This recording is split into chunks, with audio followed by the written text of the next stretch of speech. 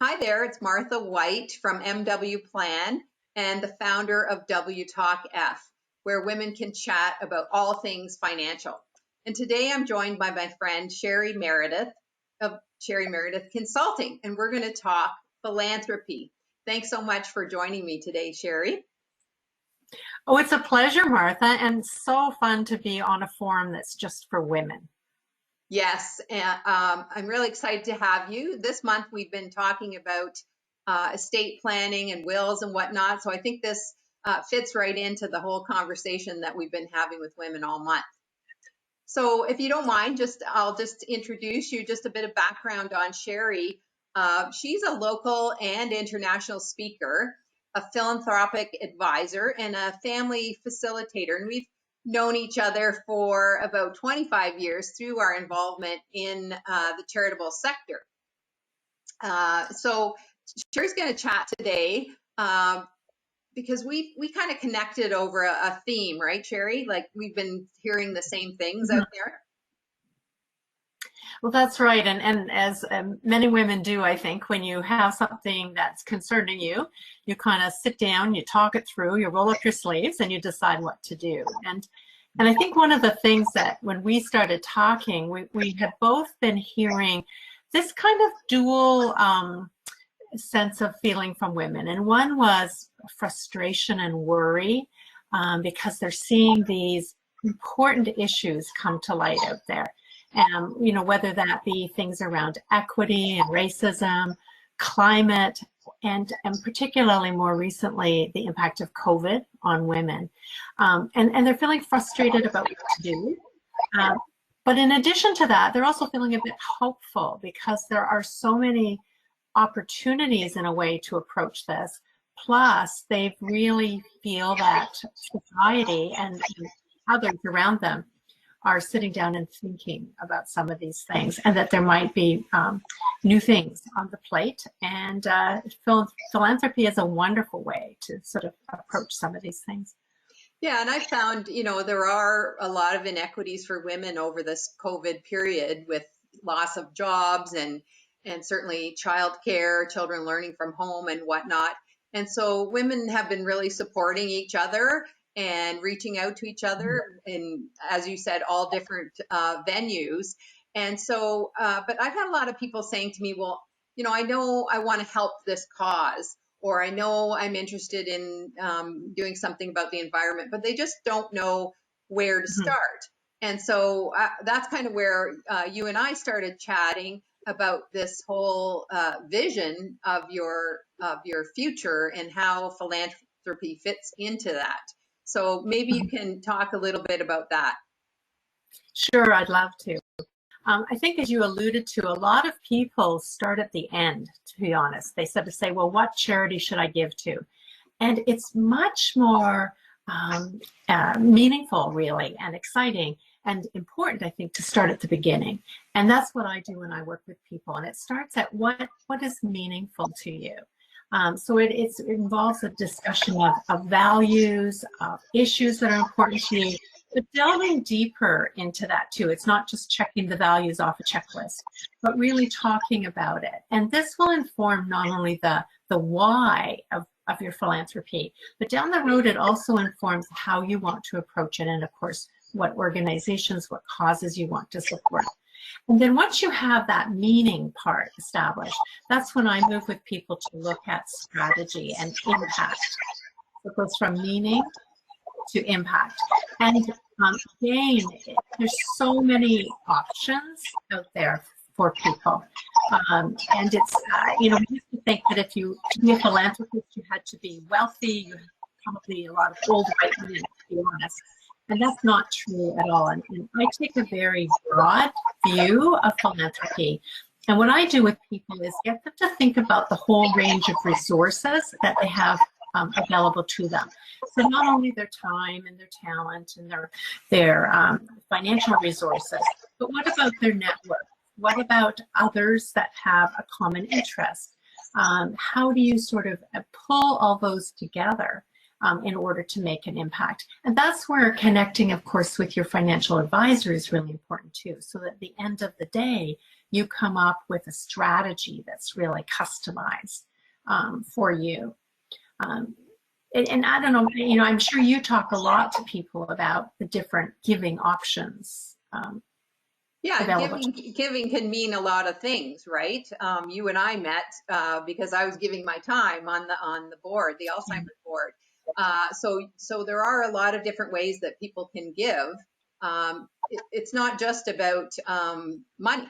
So we talk to our clients about that money side of it, from the financial and insurance giving side. But also, you know, how can you get involved from different ways of giving, like giving of your time or your knowledge or something like that? Mm-hmm.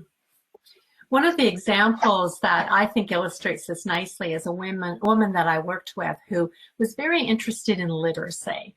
You know, so she was certainly a reader. She had read to her children growing up, and she became aware that in our city, a lot of children don't have that home environment. They don't have books at home. They don't have parents who read to them, and how this really, really disturbed her. So, you know, she began by saying, I'd like to give to a literacy program. I'd like to make a donation, that sort of thing. But then we began to talk about all of the other things and understanding what's behind that issue. And she began to kind of map out, you know, well, literacy is about having availability of books, for instance. You know, I can begin to fill the little library at the school. I can make books available to the children. I can approach my Rotary Club about doing a Reading Buddies program. There are other foundations like the Dolly Parton Foundation that provide books. Maybe I can, on behalf of a school or a group of children, you know, help them approach to get bigger funding. I can really make this known up there. And so she began to do what I call the leverage your impact part. So it wasn't only what she could give in her money. She then began to really look at who are our allies out there, and what kind of maybe non-traditional strategies would be out there in order to make a difference in the area she cared about. And those kinds of things are available to all of us, you know, not just, again, the wealthy. We tend to do that very well. You know, we do have a community, we reach out to our community. And so it's great for us to be able to chat about how we're giving and how we're teaching our children and family about giving, and what kind of long lasting legacy we want to leave behind. And that's something we've been talking about this month with estate planning, is that legacy. And part of your vision is could be short term, but part of it could be long term too, and really facilitating that family, so that they know what that lasting legacy wants to be like, right? Having those family discussions, and you and I have talked about this, as you said, quite a lot. It's so important. And sometimes people avoid them, especially if they're going to be leaving a part of their estate to something in addition to their children. And a lot of people don't leave their children out, but they add something else in. And they really are reluctant sometimes to have those conversations, and yet it's so important. That's another whole topic of discussion, you know, how to have those conversations and engage your children in that, but at least make sure that they understand your wishes and intent, because it can be very misinterpreted, and can lead to a lot of friction. Yeah, and this is how you and I work together with clients to start that vision plan, start them thinking about from the beginning, not from the end, of where they want to go and what things they want to support. And then we look at it from the other side, like how do we actually make that happen? So if it is financial, or if it is insurance related, or you have a corporation and you want to give through that, just tying that all together. And so that's why it's been great having these conversations with you in conjunction with families to really round everything out and get everybody together and make it work. Yeah. And you know, a lot of the surveys they're doing of women now, they are finding that there's differences in how women go about their philanthropy typically than men. And women do ask more questions. And sometimes they're labeled as being risk averse, but rather it's that they're risk aware. And it's okay to ask those questions. Try and understand the issues. Try and be creative and really challenge and ask of your financial advisor, just as you were saying, talk about a whole range of options that are there. It's really important to do that.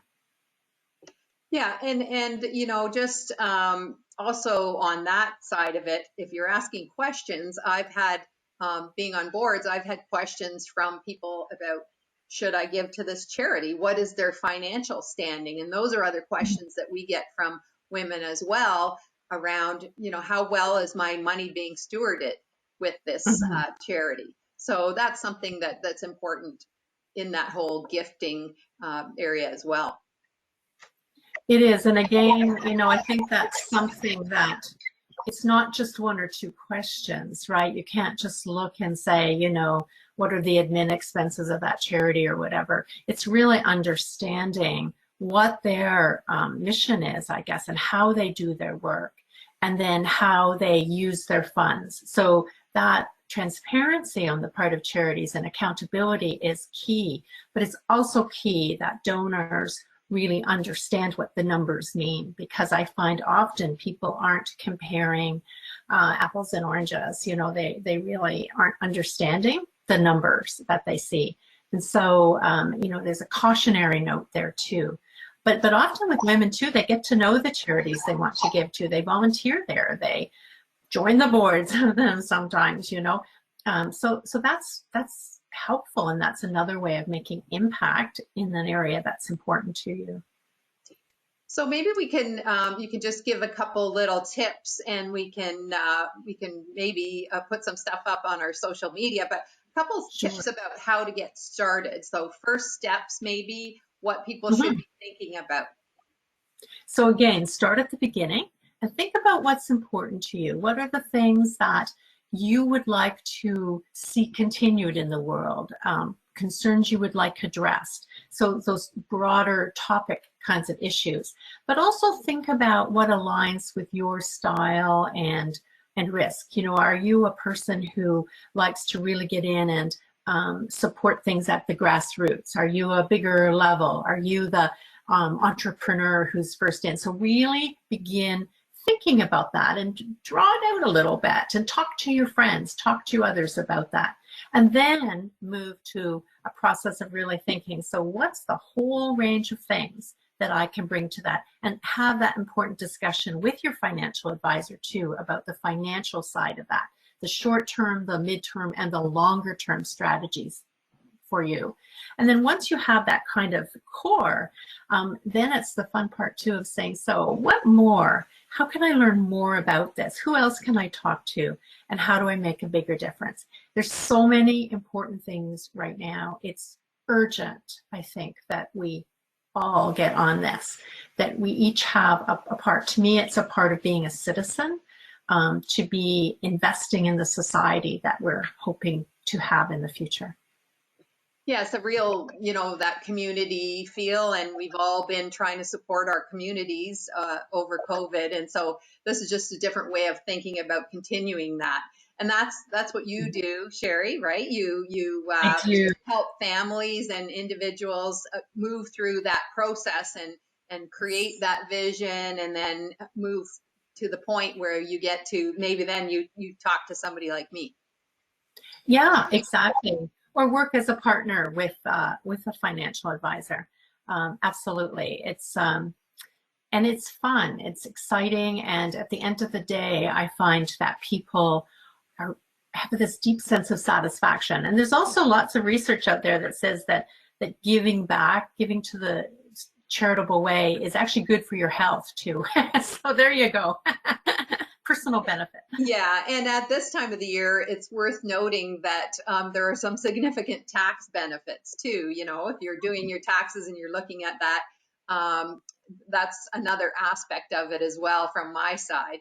So I think, just thank you. I wanted to get a little idea out there to people about how this works, how we can start talking about philanthropy, and some things that we should be thinking about. So maybe next time, Sheree, we can chat a little more about how to involve your family in this, and Love have to do those that. hard discussions, or have a facilitator or something like that.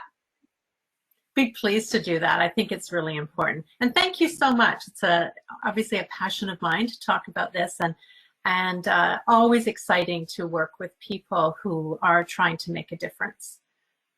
It certainly is, and you know, I like you have heard so many stories over this last year, and you know, some bad charity stories, as we know, but also some Mhm. amazing stories about how people have really helped out in their community. And so just trying to continue that, and we will get together again to talk a little bit more about philanthropy and how we can further that with our families. Thanks so much, Sheree. Thanks, Martha. Take care. Have a good day.